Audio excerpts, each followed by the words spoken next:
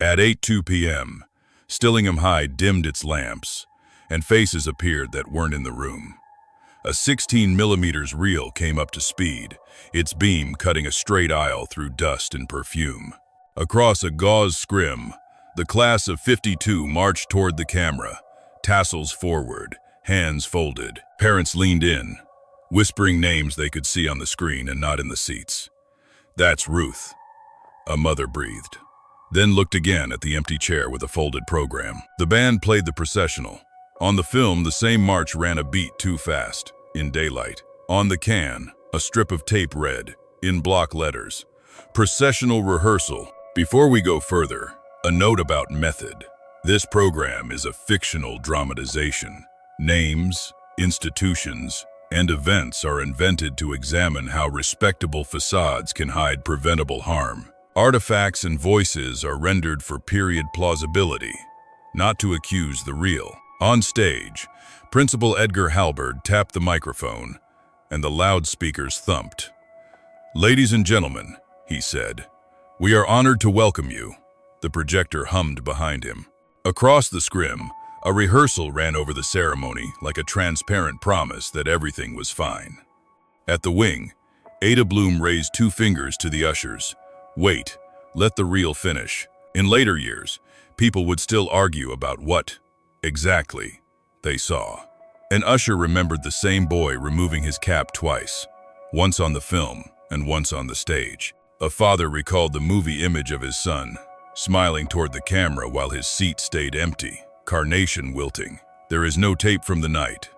There are programs with creases, a pencil seating chart, and a dented reel can. As archivists, we return to what can be touched. A program on onion, skin with carbon smudge, a seating plan drawn in a neat hand, a cue sheet typed, "Dim House, roll processional rehearsal," pencil checks beside 13 names, a fountain pen correction where applause between names is crossed out. An usher's flashlight with a red sleeve survives in a shoebox, along with a ticket stub and a handkerchief marked with a date. The projector, a portable on a rolling cart, sits in photographs, its lens aimed through gauze. All of it tidy, all of it meant to reassure and say nothing. Small details argued with the room. On the screen, daylight cut across high windows. In the hall, the panes were black against a June night. On the screen, a blue ribbon bounced. In the seat where she should have been, that ribbon rested in a purse. House lights dimmed. Ushers worked flashlights with red cellophane over the lenses. The program asked for a single round of applause after all diplomas were conferred. Even so, hands started, stopped, and started again as the film staggered and caught. "When do we stand?" someone whispered. "After," another voice said. Then, more quietly, "After what?" A brief white flare during the reel change made everyone blink. Everything was as it should be, and also not. The orchestra hit each note. The principal named each diploma.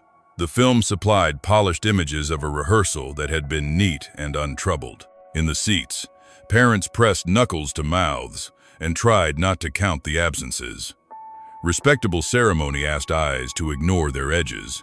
By morning, the town paper would offer an explanation that moved risk outward, away from the school's walls. The official account would reassure, would point elsewhere, would say that what happened did not happen here. But in the room, contradiction made a sound, the click of film through teeth, the flutter of a leader, the long-held breath. When the reel guttered and the applause finally came, it sounded like relief more than praise.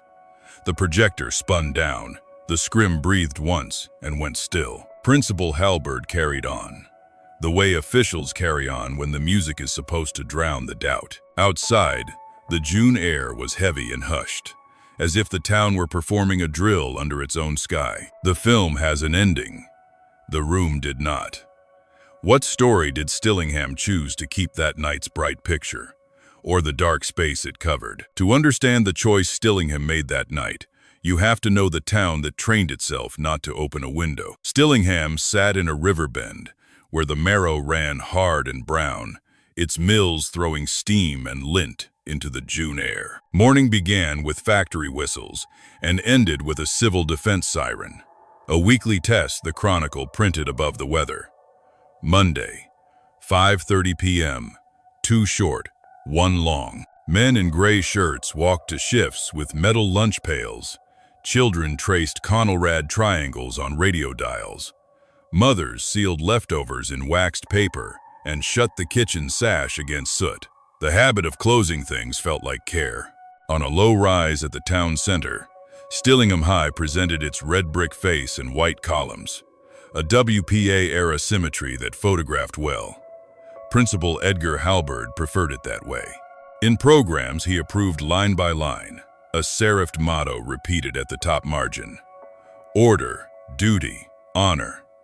The seals of the school board and the Commonwealth sat cropped in black ink like badges. Assemblies had assigned seating. Bells ran to the minute. Custodians polished the brass push bars until they reflected the aisle lights. The Chronicle's photographer loved that lobby. The handmade banner with gold paint. The neat glass trophy case with its war bond citations beside the basketball cup. The Stillingham Chronicle kept a tone that could pass for sunlight. Its graduation preview, 3 days before the ceremony, called Halberd a steady hand who keeps the trains on time, then corrected itself in a parenthesis, bells, not trains, to a polite chuckle. A front-page box listed civil defense reminders. Keep curtains ready for blackout. Know your shelter route. Maintain radio at 640 or 1,000. 240 for emergency. On page 5, the paper ran a boosterish profile titled Fine Young Citizens, with rows of portrait proofs and a line from Halberd beneath. Our community asks discipline, and we teach it. The line reads like pride and like a warning. In the reference room of the library, one thin pamphlet sits between city ordinances and bird guides. Commonwealth Civil Defense Authority. Region 3. Blackout at home and school. Pamphlet number 1A. Luke. Iten Zobai Wushar. Its cover shows a school facade under a dark sky. Windows shaded. An arrow pointing to door seams. Inside, a checklist. Curtains drawn. Interior lights shaded. Radio tuned. Tape applied to window panes and air gaps as directed. Hush maintained. In the section marked schools, a line that sounds like a trust exercise. For demonstration, select one assembly. Seal points of entry. Time under 5 minutes. Supervise breathing. Safety written as choreography. The Halyard yearbook proofs tell the same story with a smile. On onion skin overlays, the copy editors penciled captions beneath posed portraits and gym shots. We keep the light. A headline reads above a photo of students holding candles for a war memorial assembly, though the candles are clearly unlit in the daytime. Margins carry printer's notes. Halftone at 120. Crop to remove scuffed sill. Do not show tape on window. In the photography club ledger, there's a proud tick beside processional rehearsal, as if rehearsal were an achievement on its own. Containment wasn't only about war. At Our Lady of Mercy, the pediatric ward posted visitors limited. Hands washed, doors closed on a framed placard with a blue cross. 1,952 was a polio year. Church suppers postponed, swimming holes quiet. Mothers compared notes on boiling jars and keeping siblings apart when fever ran through a street. In classrooms, teachers propped open nothing, mindful of drafts and discipline. The town had lived through ration books, blackout curtains, and the habit stayed the instinct to shut, to seal, to prove you were doing your part by keeping air where you thought it belonged. Principal Halberd thrived in that ethic. In an interview the Chronicle ran in April, he described the school as a ship under discipline, the students as crew who learn by drill. The CCDA sent a typed letter congratulating Stillingham High on orderly civil defense demonstrations, stamped in purple and filed in the office safe. Teachers talk about his rounds, the way he would pause to note a window latch that didn't catch, a door left ajar after last bell. He valued the look of order because order, in Stillingham, was how you showed love. But there's a difference between quiet and breathless. Respectable ritual marches, assemblies, proofs, signed by the principal masked a town that measured virtue by how well it could seal itself. The very practices meant to preserve life made rooms feel close, heavy, right up to the edge of safe. In archives and attics, the paper trail repeats the lesson. Draw curtains, tape seams, hush, listen, and you can hear it building toward June, a choreography of compliance that left little room for error, and even less for dissent. The first crack didn't appear in a confession. It showed up as a silent skip on a library reel. In the Stillingham Public Library's reference room, a clerk slid out the June 1952 microfilm from a metal drawer, clipped it to the reader, and spun the crank. May 31 scrolled past, classifieds and rhubarb recipes. The date jumped. Instead of June 1, a card frame flashed. Special edition. The headline beneath was already decided for us, post-ceremony bus crash claims. Several printed in a type that left no room for doubt and offered almost nothing else. The extra had the flattened tone of emergency. No byline. A paragraph that used phrases like heavy hearts and tragic mishap on the Merrow Bridge. Nowhere did it name a driver. Nowhere did it list a bus number, route, or the chartering party. No photo. Just a riverline woodcut the Chronicle had used since the 1,930 seconds whenever the Merrow swelled. On the obituaries page, 4 notices shared the same architecture. Beloved son, services private, contributions in lieu of flowers. No ages, no causes, just a template of grief, as if the paper had written one sentence and pressed it through a stencil. The librarian apologized for the gap as if it were her fault. The reel goes from the extra to July 2nd, she said, tapping the glass. That's how it came from the vendor. We asked around for a replacement years back, no luck. In the vertical file labeled Chronicle Indexes, a typed list for 1,952 had an asterisk next to June. See Special Edition. There was nothing to see beyond that one broad explanation and the stillness where a week of reporting should have been. On the school side, another absence. The shelves that held bound Halyard yearbooks made an odd shape, 1,951. A gap, then 1,953. The circulation card from the missing volume had been taped into a manila folder in the alumni office. A diagonal stamp cut across the card. Withdrawn. In the remarks column, a hand had written, "Damage beyond use, replace with proofs only," initialed and dated 6/78. Proofs survive because they live in a printer's box. Bound copies disappear because someone decides a book is too broken to keep. We wrote to the school committee asking for graduation programs, seating charts, anything printed for June 6. The reply came on letterhead in blue ink. After a diligent search, no records responsive to your request were found. Pursuant to Retention Schedule EDU 9, ephemera programs, such materials may be discarded after 1 year. Sincerely, Irene Park, Records Officer. The letter was polite, correct, and final. It read like process, and it read like policy had been asked to do the work memory refused. The river story wanted to be simple. A bus, a bridge, a town in mourning, but the physical record tripped over it. In the Commonwealth State Police Highway Accident Register for June 1952, Troop C, we found a neat grid of incidents. Farm trucks in ditches, a motorcycle on Route 12, no bus on the Merrow Bridge, no school charter, no recovery noted. The county sheriff's tow log carbon paper and grease smudges listed 2 calls that week, both sedans. Bridge maintenance reports showed no rail repair in June. Salvage certificates, which have to be filed when a vehicle is pulled from water, turned up nothing in 1952 for buses within Merrow County's jurisdiction. When stories don't square, someone usually writes. A week after the records letter, a postcard reached us, pale with sun, postmarked Sarasota. On the front, palm trees. On the back, block letters. It wasn't the river. Please stop saying it was the river. Signed, Esther Doyle. No return address. A hand that pressed hard on the pen. Doyle's name matched a senior photo from a proof sheet in the halyard box. If this was the official version's first witness, she was asking us to look anywhere but the water. We followed the paper that doesn't get editorialized, permits.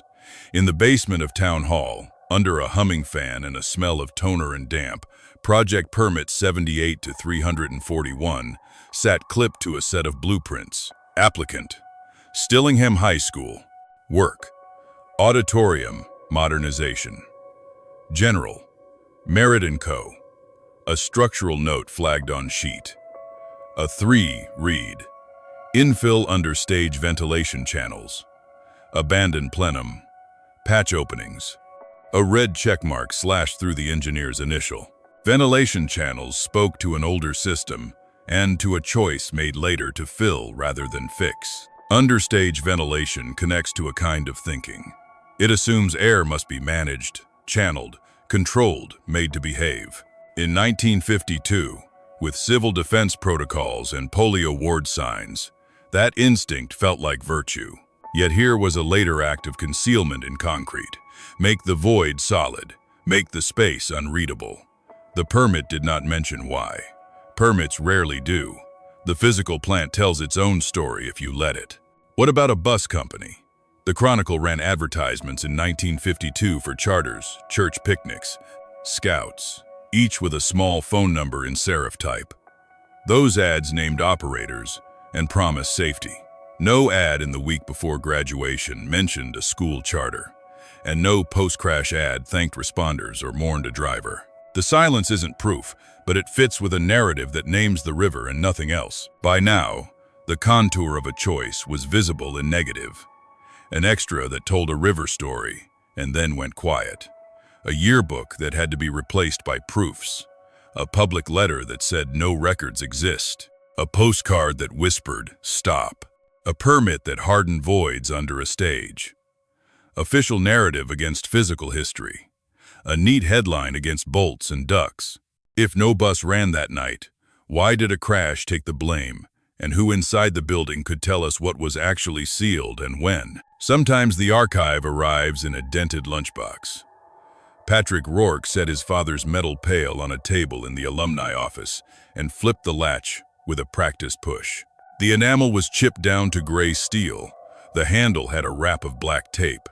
Inside, instead of a sandwich and a thermos, there lay a canvas-covered notebook, a typed memo folded into thirds, a Polaroid with its borders gone silver, and a brass key on a fiber tag stamped in a shaky hand.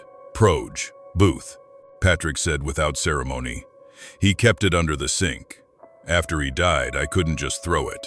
Thomas Rourke had been the school's maintenance foreman, hired after the war, a man whose notes ran in block capitals, as if to hold the building together by line alone. The notebook, building log on the first page, carried dates and tasks in pencil.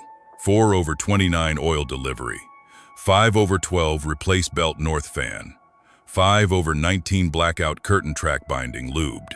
Near the back, on a leaf with the corner dog-eared, an entry in darker lead, 5/26 boiler flue hairline crack urgent. Under it, advise EH, call state in spite.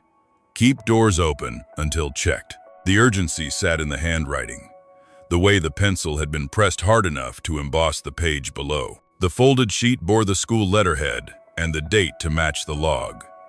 The 26th of May, 1950. 2. Memorandum, it read. 2. Principal E. Halberd, KC, Civil Defense Director. From Toes. Rourke, Maintenance. Subject: boiler flue hairline crack at elbow urgent. Recommend inspector visit. Recommend refrain from sealing auditorium doors divided by windows for demonstrations until repair effected.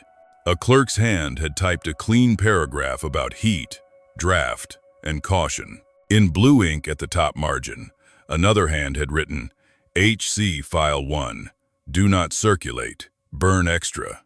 The initials would soon become a name. Even as policy asked for neatness, Someone asked for ash. The photograph felt like a message left for a future. Polaroid model, 95 stock. The kind that leaves a chemical smell if you warm it. The image shows the main auditorium doors from the stage side, paint pale under the flash. Across the upper panel, someone has chalked in big letters, "Quiet Hall Demo today." A ghost line of tape runs along the jamb where felt meets wood. On the back, in pencil, Tom had written, "6/5 doors prepped per CCDA, chalk by office." In the lower corner, a thumbprint in dust. And then the key. Brass, worn to satin at the bow, with a number stamped faintly into the blade. The fiber tag beveled, the kind you could order from a catalog, reads, "Proj, Booth." It felt heavier than it looked. We do not know when Tom pocketed it. We know only that it ended up in the lunchbox, tucked into the fold of a rag, as if meant to stay ready and hidden at once. From another era of storage, we thread a tape recorder in a quiet room and listen to a voice that has waited 40 years. Lorraine Isaacs, class of '53, speaks on an audio reel recorded in 1979 for the Historical Society. "They told us to keep the doors from swinging," she says, the reel faint, a chair creaking. Miss Bloom said, "Lorraine, no drafts. It's a quiet hall." We had those little flashlights with red sleeves. It felt like we were sealing the moment so it would behave. Later in the reel, she adds, "It was like seeing the same faces twice the reel and the film." I kept thinking, he just passed me, so who is that walking on the screen? The lunchbox held one more paper, folded small, as if it had been meant to be lost and then wasn't. "Dear Tom," the letter begins, written in a teacher's upright hand on thin stock. "Thank you for staying late. I did as they asked, and I regret it. We sealed it too well. I cannot say this at school. A. Bloom." No date, only the tone of a confession sent across a hallway they both used. The letter does not say what sealed means, or who they is. It does not have to. The room between the lines is its own corridor. Patrick admitted he had read the memo and the letter only after his father passed. He didn't talk about school, he said. He would say, "Ask your mother," and change the channel. We asked him why his father might have kept the memo if it had been marked to burn. He shrugged. Tom kept receipts, but he also kept things when he thought someone would pretend they never existed. The habit of saving and the instinct to resist can fit in the same pocket. The typed memos notation HC suggested a second office. In the school committee minutes for May, Civil Defense Director is mentioned by title, not name, in connection with a demonstration. On the memo, HC's ink rides over Tom's typed caution like a lid. "Do not circulate. Burn extra." The words landed with the weight of officialdom and the lightness of something that leaves no trace when it has done its work. Lorraine's reel returns to the night, as if pulled by a tide. "When the film started, Mr. Halberd said to let it play," she recalls. "Miss Bloom told us, 'Hold the doors, girls. Don't break the chalk. It's very important.' I remember chalk dust on my glove." She laughs, but there is no humor in it. We all wanted to do right. That's the hardest part to live with. We thought we were making it safe. Artifacts talk to each other when the people in them can't. Tom's log warns, in pencil, about a crack and about keeping doors open. The memo says the same thing, in the cautious grammar of institutions. The blue ink says "do not circulate" and "burn." The photograph shows chalk and readiness for a thing called Quiet Hall. The key invites a door to open that someone intended to keep shut. We can stand in a room of records and still not know when a man decides to put a key and a memo in his lunchbox. We can infer that he was told to make something disappear and could not. We can hear a young woman, an usher, remember being asked to hold a door because a demonstration had to look right. Between their acts, a line forms, a margin note, a chalked word, a heavy key. Why did Tom keep a key and a memo he was ordered to burn, and what lock, exactly, was he saving them for? Patterns don't confess, they rhyme. When documents that should be strangers use the same verbs, defer, seal, demonstrate, you start to see a decision take shape. We laid the papers side by side.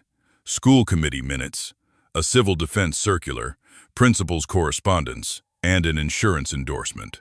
Coincidence fell away until what remained looked like a plan with polite letterhead. Minutes book 8, page 142, records the 19th of May 1952 meeting in a clean county clerk's hand. Item 7. Boiler flue repairs. The finance chair reported that the estimate from Harriman Boiler and Pipeworks could be met after July 1, upon commencement of new fiscal year. Motion by Stevens to defer award and schedule work for July. Second by Whitney. Vote, unanimous, set, 0. Attendance notes list. Principal Halberd present. No opposition recorded. In the margin, a pencil mark. Summer crew sufficient. The minute is dry, restrained, and decisive. It leaves out Tom Rourke's memo of May 26. Hairline crack urgent, because the minute predates it by a week, but it choreographs the month. Risk identified after a vote to wait. 9 days earlier, on May 8, the Commonwealth Civil Defense Authority issued Circular 12B, Quiet Hall Demonstration Protocol. The mimeograph ink sits purple on onion skin, the title underlined twice. Purpose: to simulate a gas-proof auditorium and impress upon students and community the importance of swift, orderly sealing in event of airborne hazard. Procedure: prepare signage, quiet hall, tape seams at doors and windows with gummed craft. Ensure blackout curtains are drawn. Ushers to maintain hush. Duration not more than 5 minutes. In smaller type, a caution that reads like the fine print on a matchbook. Do not seal over heat or flue outlets. Do not impair furnace draft. Supervise persons with respiratory sensitivity. The directive assumes a perfect building in careful hands. Stillingham had a cracked elbow in its flue and a culture that equated visible sealing with virtue. Halberd's letters introduce appetite. On May 21, he wrote to the CCDA's Public Information Bureau. Stillingham High respectfully requests consideration for the Commonwealth Excellence in Preparedness banner. Our pupils have performed demonstrations to finest standard. A timely inspection prior to June 5 would permit presentation at commencement.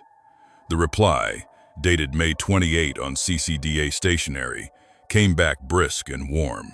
We are pleased to designate Stillingham High a candidate for the Excellence in Preparedness citation. Signed by M.S. Ames, Assistant Director. Coordination with Director H. Connolly, Local Civil Defense, is advised.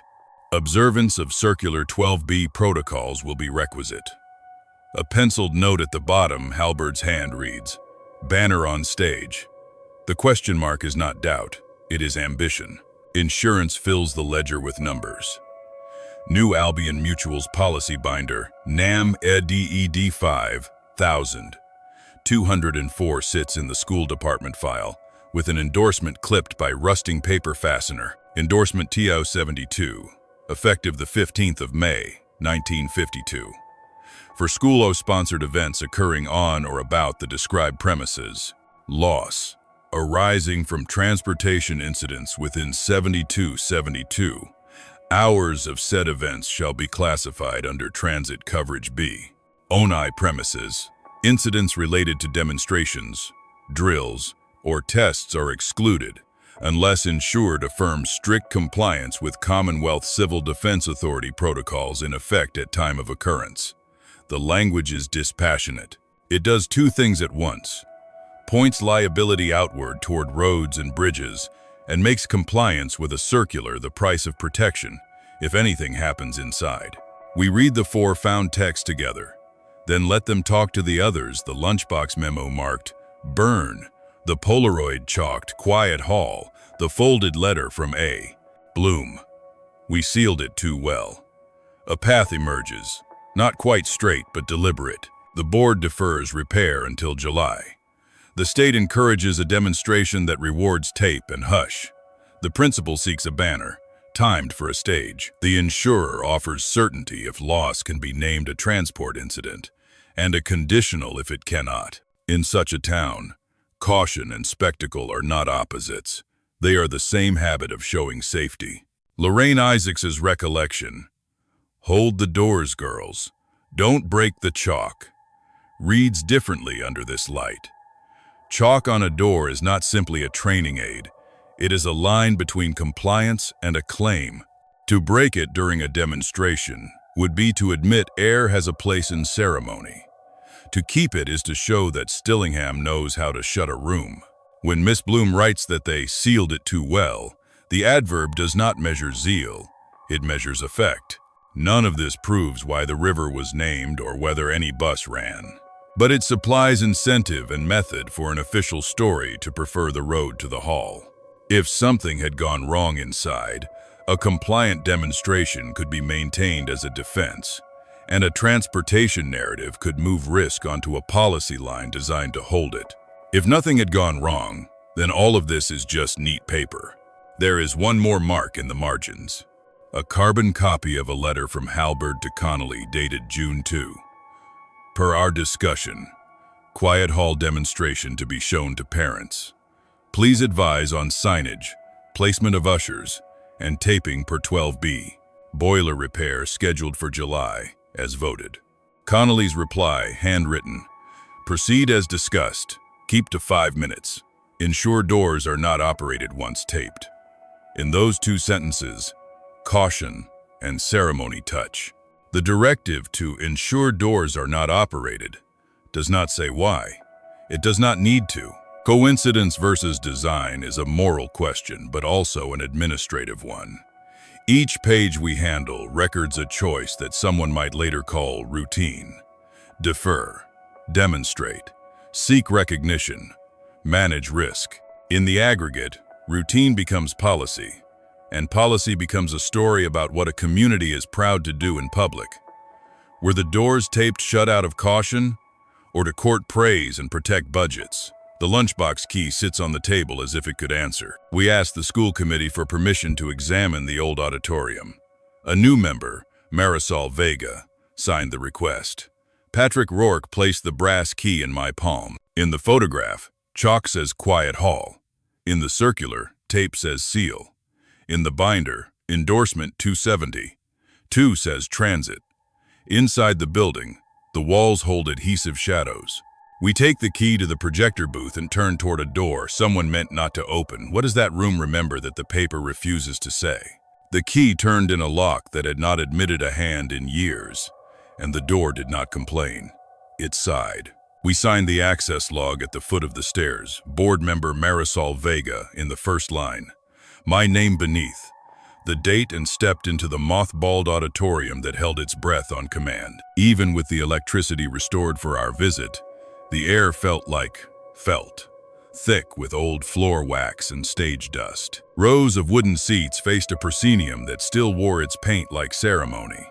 Up close, the walls told on themselves. Around each door jamb ran a faint amber halo, the paint darker where someone once pressed tape hard into the grain. Along the window casings, screw holes sat in neat series where blackout curtain tracks had been anchored and later removed, leaving a dotted line like a stitch. Below the stage apron, metal grills that had fed the original ventilation system were painted shut, and 2 low rectangles in the plaster read like patches, places where openings had been filled when the understage channels were infilled in 1978. Marisol ran a finger an inch from the doorframe, careful not to touch.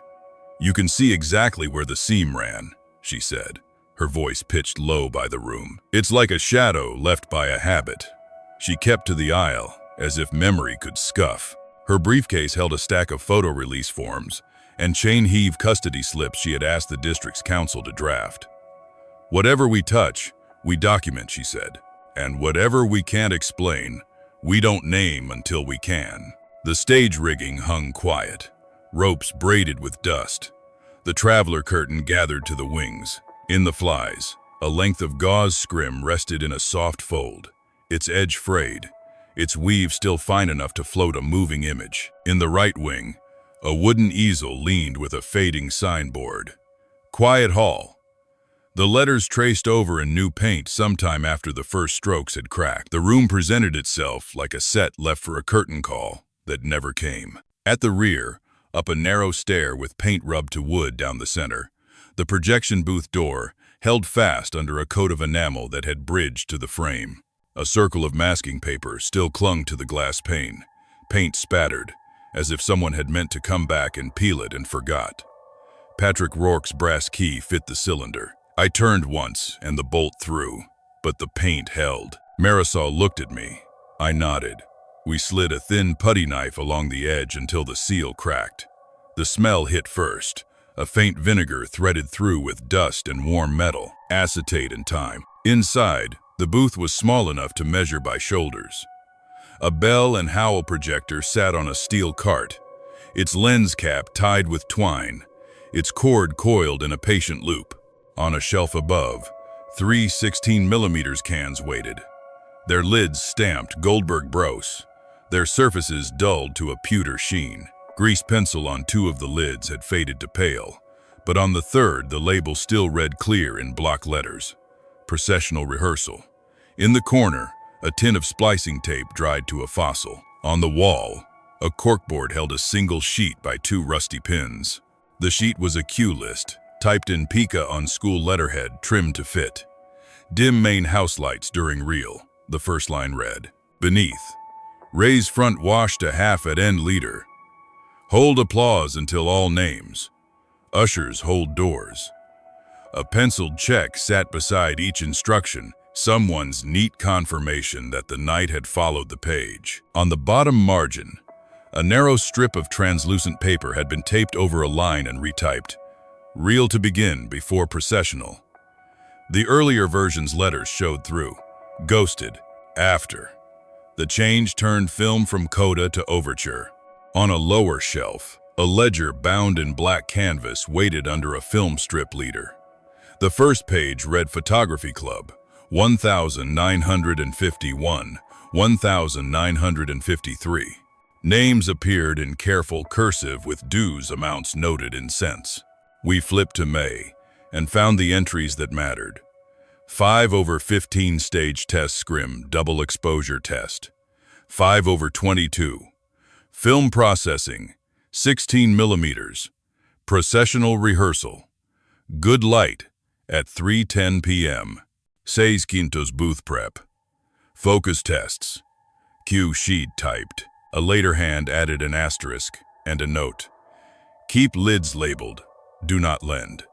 The ordinary pride of a club had left a timeline no official minute could have produced. On the counter by the porthole window lay a folded program, the paper yellowed to straw. It was the same onion skin stock as the proof pages we had seen in the yearbook box, but this was cut and folded for a guest slap. Inside, in a serif font, the order of exercises.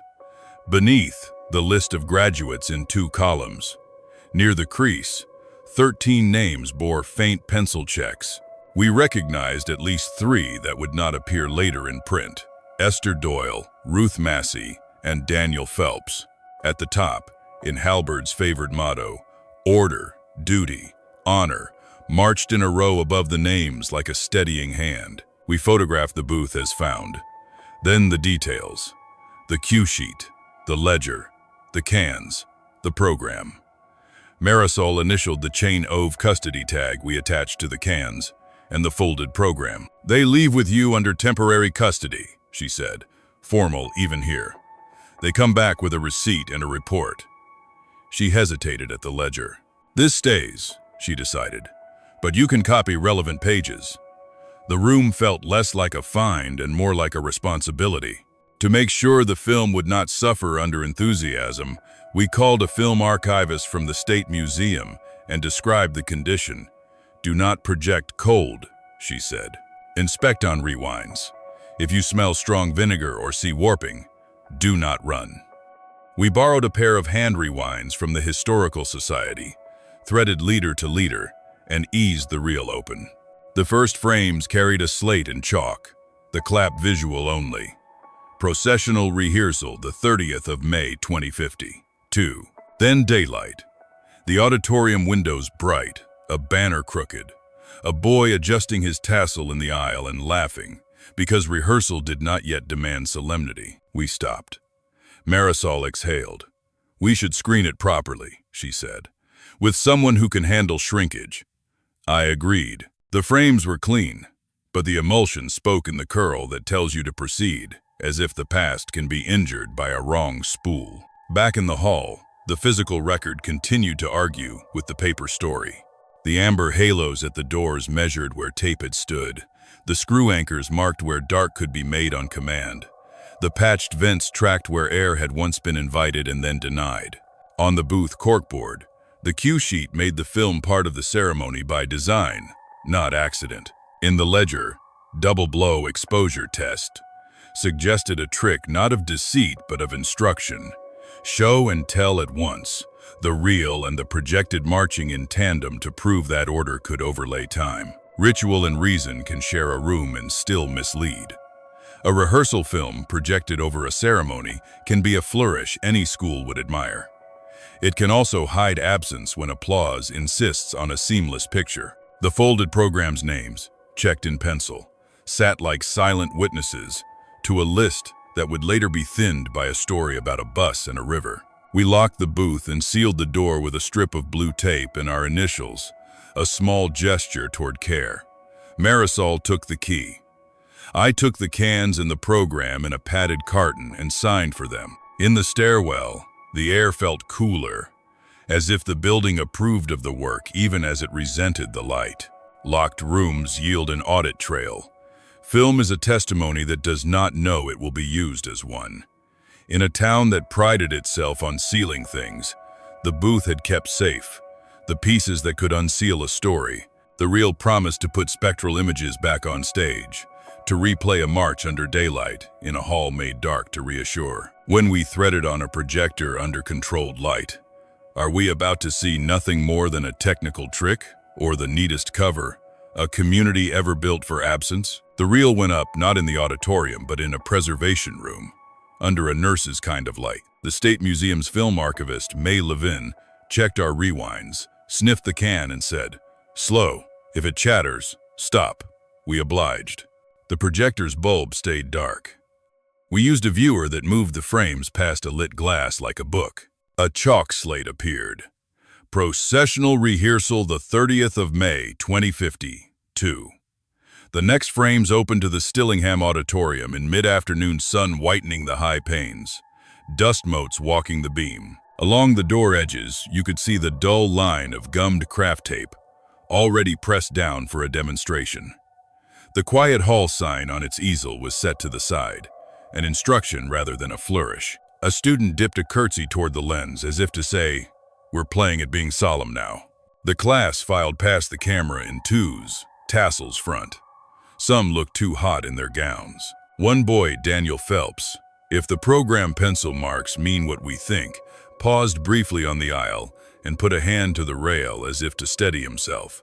A girl behind him touched his elbow, and then they moved again. At the far door, an usher held the edge, careful not to break a chalk line drawn at the jamb. We could make out the chalk dust when she adjusted her grip and pulled her glove back. Miss Ada Bloom appeared in profile, her hair swept, a clipboard against her skirt. She turned, gave a small wave at the projection booth focus, and then put a hand flat, signaling hush. The camera panned and caught two open windows near the ceiling. Then frames later, those windows shut.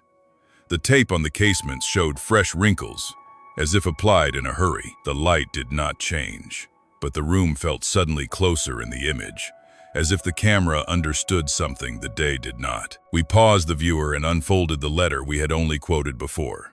It was longer than the line that stuck in the throat. "Dear Tom," it read, "we did rehearsal today, per Mr. Connolly's orders. Children went quiet, and I asked if we might crack the doors. He said, keep doors sealed until the demonstration is cleared. It felt wrong. We sealed it too well.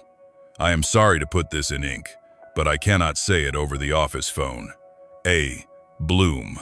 In the margin, a blot where her hand must have stopped. We advanced the film. A teacher near the aisle fanned herself with the program.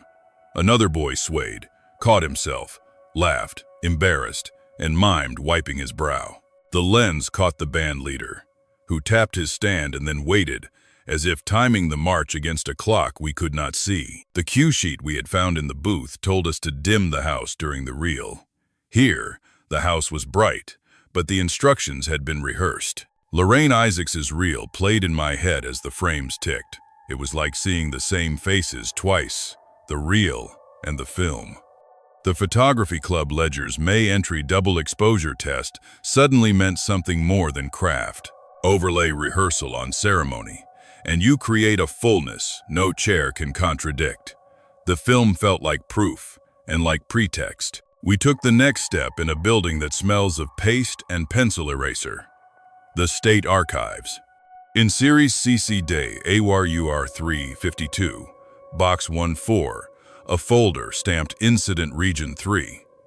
June contained a thin stack and one thick sheet with a red diagonal stamp. Urgent. A memo dated the 7th of June 1952 to Assistant Director MS. Ames read, Stillingham, incident asphyxiation risk, identified route via Brewster and Hale vehicles for public narrative. Advise Local Director H. Connolly to coordinate with school committee. Emphasize demonstration compliance per Circular 120B. A handwritten addendum in the corner. Confirm NAM coverage Transit B. We asked to copy the memo. The archivist frowned, then photocopied only the typed portion, per policy. The red stamp bled gray on the copy. Still loud, we logged the file number and page count and signed the request book, the ritual that turns paper into an official memory of being seen. Insurance rights in a different weather. In New Albion Mutual's closed claims, retrieved with a letter from counsel and a fee. Claim file NAM 52 1447 sat heavy with onion skin and notes. The adjuster's desk pad pages had been torn and filed. Loss reserve set. NDA required. Narrative, postgrad transport. A typed memo to counsel read, Recommend settlement, structured under Transit Coverage B. On-premises exposure uncertain. Statements to be obtained under privileged communication. School to confirm adherence to CCDA protocols. In the margin, a number, $25,000, circled. The temptation is to fill in what these papers do not say. We resisted, and instead asked an industrial hygienist to read them without our story. Dr. Henry Collin turned the pages in silence, then spoke to the principals. If you tape a room and you have any compromise in a flue or an exhaust path, you change the draft, he said. You don't need a dramatic failure. You need a small change in pressure and a combustion source. People get quiet before anyone calls it anything. Your memo uses the right word, risk. It doesn't claim result. He folded the NAM notes shut. It reads like loss control, not prevention. A civil defense historian reminded us of the era's logic. Demonstrations were pageantry with purpose, Joan Peschel said. They were also theater. The emphasis was on visible compliance tape, curtains. Hush, because that instructed the public. Little attention was paid to mechanical systems. She tapped Circular 12U's caution line with a fingernail. They knew about flues, but in practice, if a local director said keep doors sealed until demonstration is cleared, that's what happened. The ritual ate the footnote. We set the ledger of dates on one page and the images on the next. May 8, Circular 12, B, May 19. Board defers boiler repair to July. May 26, Rourke memo, hairline crack urgent. Keep doors open until checked. May 30, rehearsal filmed, tape visible. Miss Bloom's letter children went quiet. Connolly, keep doors sealed. June 5, booth prep. Cue sheet altered so reel begins before processional. June 6, ceremony. Film projected. Doors held. Chalk lines unbroken. In such a timeline, causation tries to sneak past like a student returning after curfew. We kept our verbs modest. Identify, instruct, defer, demonstrate, project, settle. Yet the contour is there.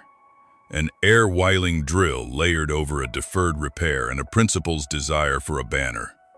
A room asked to prove it's quiet. A policy that preferred its losses on the road.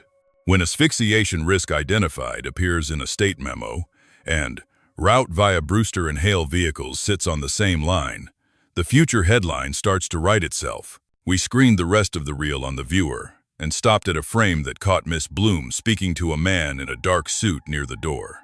He has turned 3/4 away, but the profile could be Connolly from a Chronicle photo later that year. Her hand is open, as if asking permission or patience. The chalk line is unbroken beneath their feet. What did the film do on the night? The cue sheet said, dim main house lights during reel, and the altered line moved the reel to the front.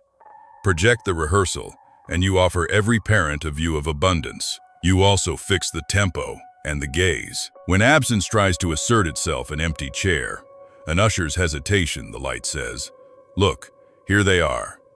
The double exposure test became a civic trick, order superimposed on worry. The secrecy folds came later and elsewhere. We found no minute that said craft a bus story. We found a state memo that said route via Brewster and Hale vehicles, and an insurer's note that said narrative, post-grad transport. Those instruments do not tell people to lie. They tell them which language will be honored by policy and protected by counsel. Was it an accident that turned lethal, or a demonstration run too far, or the convergence of both under a banner no one had yet earned? The answer lives in a narrow corridor between intent and incentive. Someone had the authority to decide which truth the town would live with, and they left papers that survive because they were careful enough to file them and vague enough to pass.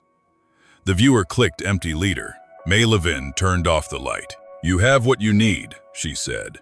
Do you have who? Do you have who? The archivist asked. Institutions answered, not by name. Minutes spoke in chorus, ledgers in code, affidavits in careful negatives. The aftermath left a shape without faces, as if to prove that process can be a kind of eraser. The school committee met the Monday after commencement. Minutes Book 8, 151 records. The board commends Principal Halberd, faculty, and students for the orderly conduct at commencement exercises of June 6. A motion of sympathy followed. Condolences extended to families affected by the post-ceremony transport incident. No roll call of families, no description of incident, gratitude for order, and a note that sorrow belonged elsewhere. Beneath, banner, excellence in preparedness, pending. Routine wrapped around a wound and named the bandage. By 1954, order had been formalized into testimony. In Merrill County Superior Court, docket 3124 USC, depositions were taken in a civil action filed under initials. The transcripts came on onion skin, the Q's and A's aligned like rungs. Q. Mr. Halberd, did you have knowledge prior to commencement of any hazard within the auditorium? A. I did not. Q. Did you receive or review any memorandum regarding the boiler flue dated May 26th? I do not recall such a memo. Q. Did you instruct that doors be sealed during any demonstration? A. We conducted a standard civil defense drill under guidance of the Commonwealth Civil Defense Authority. Any sealing was for purposes of instruction only. Counsel for the district objected, asked and answered, 3 times in 2 pages. The words that mattered stayed small, did not, do not recall. Harvey Connolly, Civil Defense Director, sat for questions the same week. His vocabulary was a rule books. Q. Did you advise faculty to keep doors sealed? A. It was only a drill. Per Circular 12A, the quiet hall demonstration requires sealing of entry points to simulate a gas-proof hall. Q. When concerns were raised about pupils becoming unwell during rehearsal, did you direct that the doors be opened? A. The demonstration had not been cleared. Question. Cleared by whom? A. By the director in charge, myself. He signed the transcript with a black fountain pen. The dot over the second N in Connolly was a rectangle. Paper about money moves more quickly. Brewster and Hale, a local operator, billed the school department on invoice 8,073. Transport trip school, 6 June 1,952. The description was unusually thin. No route specified, no odometer, no passenger manifest, only 2 coaches, 2.5 hours. Typical invoices from the same month included Scout Troop to Cedar Lake or Street Bridget's Picnic. This one left the destination blank, as if naming a place would commit the story to geography. The ledger shows it was paid in 30 days. At Our Lady of Mercy Hospital, the patient register for June 6-7 arrived to us as a copy prepared decades later. The names and diagnoses blacked out in heavy marker under an attorney's letterhead. The headings remained: admit time, attending, disposition. 3 entries between 8:30 p.m. and 9:10 p.m. bear the same attending physician and the note, transfer advised. In a nurse's margin hand, unredacted because someone missed it, 2 words, very quiet. When we asked the hospital for an unredacted view, counsel replied, protected health information release denied. In 1950, 2, the ward doors were shut. In 1970, 8, the microfilm was clipped.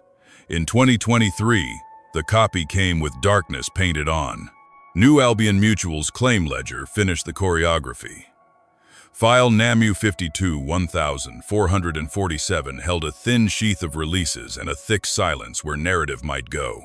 The adjuster's penciled note we had seen: loss reserve set, NDA required. Narrative, post-grad transport ripened into a table of sums. 1,447, AEI, release executed, cause, blank, amount, $8,000. 1,447 1. Release executed, cause, blank, amount, $6,500. 1,447 1C. Release executed, cause, blank, amount, $4,000. Each entry closed with transit coverage B. Nowhere did a name appear, only docket numbers and the phrase, claimant by counsel. The absence of causes was not an omission, it was the point. In the school department accounts, the legal expense line grew a new column in late 1,952, special counsel settlement coordination, followed by checks to Brewster and Hale for coordination of narrative, a phrase that belongs to storytelling more than buses. The board voted, without debate, to authorize the chair to sign releases as may be necessary. Minutes Book 9, P12. The motion carried unanimously. Personnel files reflected the same neatness. Thomas Rourke's file includes a notice of termination, effective the 1st of October 1952, cause, insubordination, unauthorized retention of property, projection booth, key, failure to carry out disposal directive. He signed for receipt. The notice did not mention his memo of May 26. A separate memo, unsigned, reads, maintain consistent narrative, limit discourse regarding demonstrations to designated personnel. Miss Ada Bloom is not reprimanded on paper. She disappears. Her resignation letter, dated the 20th of May, 1953, reads, Dear Mr. Halberd, with regret, I tender my resignation effective June 30 for personal and health reasons. I am grateful for the opportunity to have served. The Teacher Retirement Board shows a withdrawal of contributions in July. At the bottom of her file, a clerk wrote, forwarded to North Shore address. No forwarding phone, no goodbye in the Chronicle, no banquet citation. Principal Halberd moved upward. The Stillingham Chronicle of the 7th of July 1955 featured a photograph of him in a light suit shaking hands with the county board chair. Halberd to lead county schools, the headline read. The article praised his calm leadership and civil preparedness initiatives, credited him with obtaining an Excellence in Preparedness banner, and wished him well. The piece listed trophies, enrollments, and building improvements. It did not mention a night in 1952, nor any letters typed by a maintenance man. Law produced what law always does when asked to tidy. Statements taken under oath constrained to memory's smallest claims. Releases that close cases but not accounts of what occurred. Minutes that frame events as orderly and loss as external. Promotions that reward command presence without regard to air. Justice asked questions that could not be entered into a ledger and was told that a settlement constitutes closure. We are left with a choice that is not ours to make but ours to describe. If you accept the minutes, the depositions, the invoices, and the ledgers, the town acted within its policies and did its duty under the guidance it had. If you accept the film, the memo, the letter, and the chalk line, the town rehearsed a lie until it became a habit and called the habit protection. Does a sealed settlement constitute closure or merely silence in what grows in a place that courts order so carefully that it teaches itself to live with ghosts? Ghosts in Stillingham don't float, they repeat. Each June, an empty row of chairs sits near the front of the graduation floor, tape on the seats reading for 52. Parents set carnations.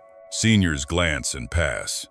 The ritual comforts some and infuriates others who want names on a program, not a euphemism. The town keeps the row. The records keep their blanks.